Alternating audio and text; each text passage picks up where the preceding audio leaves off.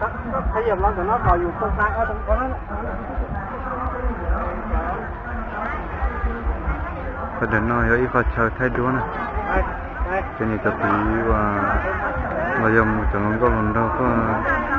ดูหับเพี้ยนหรือทัศน์เนาะไทยด้วยทุกคนนะเนี่ยเราจะเดี๋ยวว่าอีกฝ่ายชาวไทยด้วย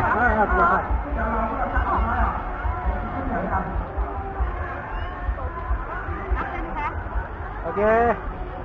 นะ1 2เริ่มหมุนก่อนนะเข้ามาถ้าตัดหน้าถ้าเดี๋ยวล่ะยอมเล่นให้ผีเกย์เกย์คิวนะ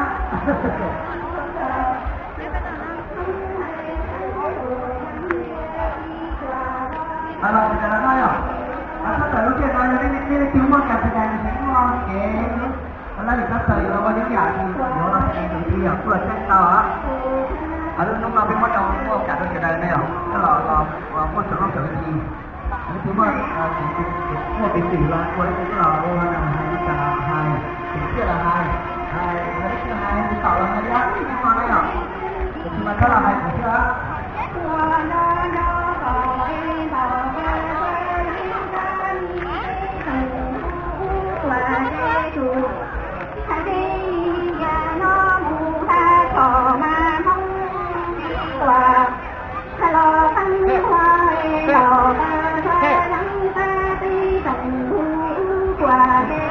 ของออสอ่ะลูกเป็นผู้มวลเซอร์สิงห์พ่อเนาะออสเป็นตัวหลักงานสูงออสคือเจเทียนตอนนำเสนอการที่ตามรถของนอนเดี๋ยวประธานผู้ชมเนี่ยประธานผู้เสียเลยใช่ของเราจะได้ทำแล้วจะเอาในวันที่ของเราจะมาหา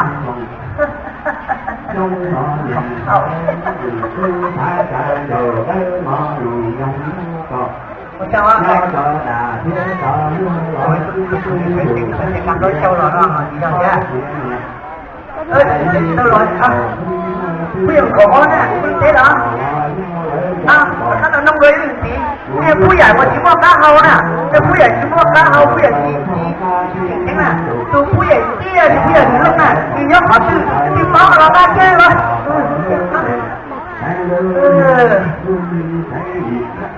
Ủa chết cỡ tàu viên xin gì đó rồi. Nó lo bể lo chứ. Nó xin.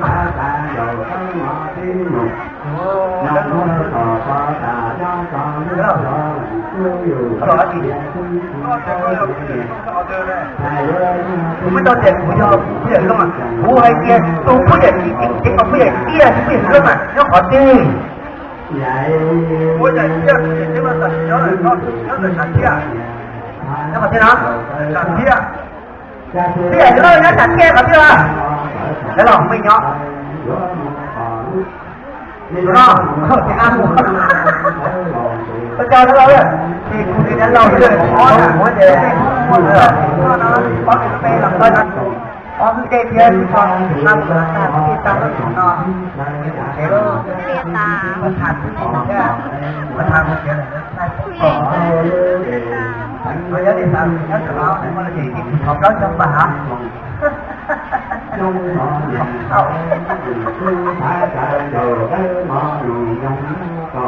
Ôi chào anh ơi.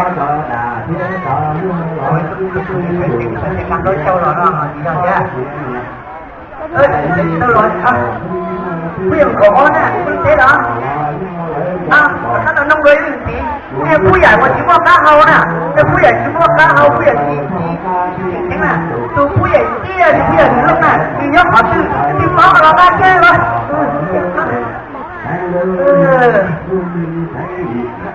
Ủa chết cỡ tàu viên xin gì đó rồi. Nó lo bể lo chứ. Nó xin.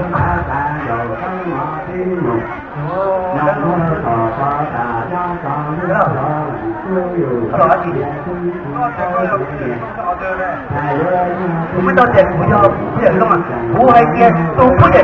chỉ có bây giờ kia thì bây giờ không à. Nó khó đi. Bố giờ kia thì mà nó là con, nó là sẵn kia. Nhưng mà thế nào? Sẵn kia. Bây giờ nó sẵn kia có chưa? Đấy là mình nhó. Đúng không? Thì ăn một. Tôi cho nó lâu rồi. 人老师，我活的，哎呦，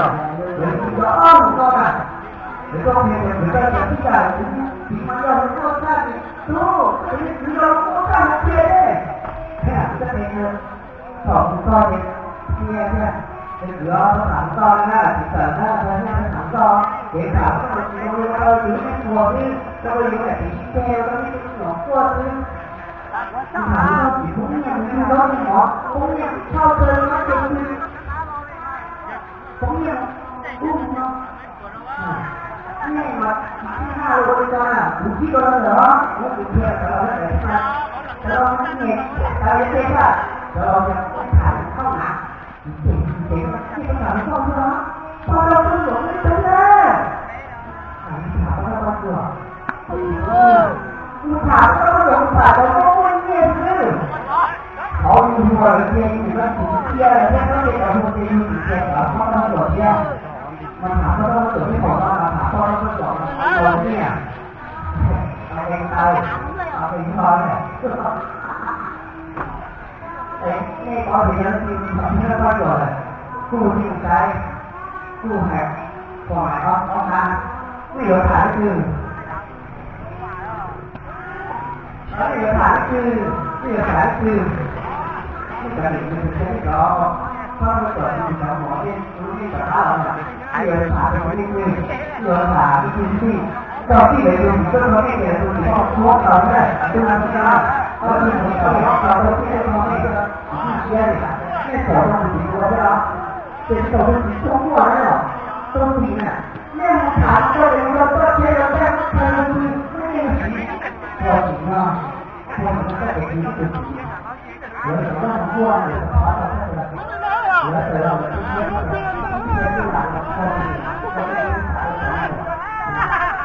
คือหายชอบหลงลงเนี่ยคือเราแบบติดคออะไรก็บอกที่จะมีขาต่อแต่ไม่ได้ติดคอเป็นที่โดนอ่ะบอกแกนะเอาเรื่องตัวนี้เนี่ยเขาเป็นตัวเลยหรอเพียงเราจะดีเพื่อที่จะมีสิ่งที่เหลือแต่ไม่จอก็ไม่ได้เลยนะแบบนี้นะเพื่อที่จะมีสิ่งที่นี่คือก็อย่างเดียวในเรื่องสวยนะที่จริงเราก็แบบเป็นอย่างก็เอาพวกเราไปตัวหนังตัวที่เองด้านหลังที่นี่เนาะปอเลยเราถามเลยนะที่เดียวก็อย่างก็เลยเป็นตัวเป็นที่ถูกต้องเชื่อว่าเลยที่อย่างเราดูอย่างที่เราที่เราพูดแล้วเราที่เราพูดเนี่ยเขาเป็นเราแทนเขาเป็นเราจออ๋อดูอย่างดูก็ต้องเป็นแต่ก็อ้อนทางเราที่เราไม่กล้าเข้าเลยประเทศเราผ่านเวลาผ่านเรื่องเกิดที่จะผ่านเราเพราะเราเป็นเรื่องที่เรารู้สึกเราที่เราที่เราที่เราที่เรา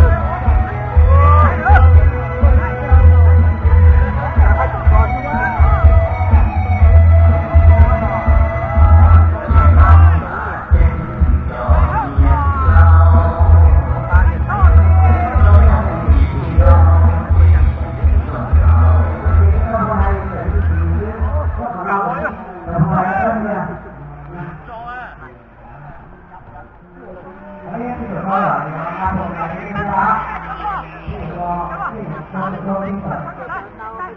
có sao thế nào thì có mà sao vậy thì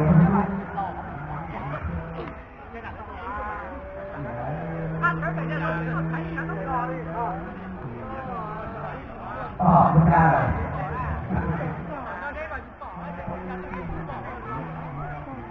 rồi cái đó là cái chuyện chúng ta chuyện sẽ có như thế đó để chúng ta tự thao nha chúng ta tự thao bây giờ để chúng ta tự thao nói ok chưa ạ tự thao ba là thành nguồn trên tàu thì là có tiền để đó nha cái chuyện mà hiện状là có ý nghĩa đó tại vì tự thao là phải lo cái gì luôn luôn còn nhà trong tốt nhá tự thao là có ba thành nguồn bây giờ để cái dạng rồi rồi đừng bắt cày luôn Hãy subscribe cho kênh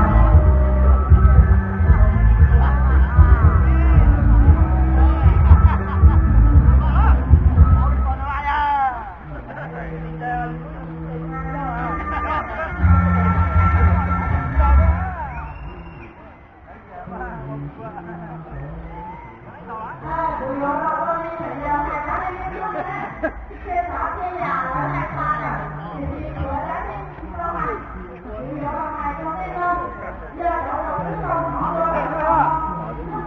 Mì Gõ để không bỏ lỡ những video